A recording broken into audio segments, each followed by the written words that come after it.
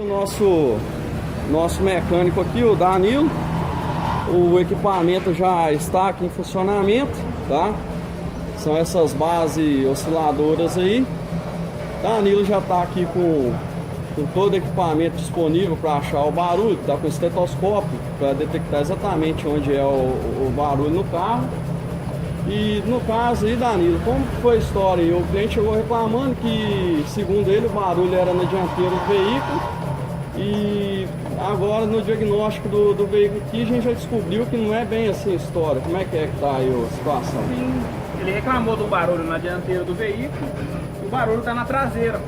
Se não fosse uma máquina não tinha como perceber esse barulho na traseira. Tá, então vamos mudar essa frequência do equipamento aí, galera. Espera só mudar, né? Eu vou filmar aqui debaixo do carro pra vocês verem que na dianteira aqui não tem nenhum barulho. Já alteramos a frequência de funcionamento do equipamento, tá? A dianteira aqui não tem barulho nenhum detectado nela. Agora, o Danilo vai aumentar um pouco a frequência do equipamento. Vocês podem perceber aqui na osciladora que ela vai aumentar a velocidade e vai aparecer o barulho. Pode aumentar, Danilo. Ó. Esse barulho aí que o cliente já reclamou que ele achou que estava na dianteira do veículo. Nós vamos colocar na frequência exata aqui para melhorar essa simulação. Mais lento ainda. Ó, estão quase lá, ó.